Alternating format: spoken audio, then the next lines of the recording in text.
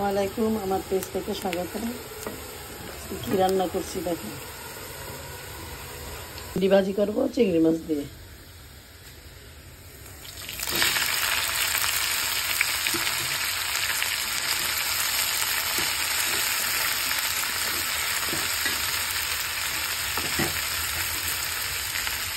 একটু লবণ দিয়ে দিলাম, একটু হলুদের গুঁড়া, একটু রসুন বাটা দিলাম, ধনিয়ার গুঁড়া এক চামচ দিয়ে দিলাম। এক এক করে সব মশলা দিয়েছি।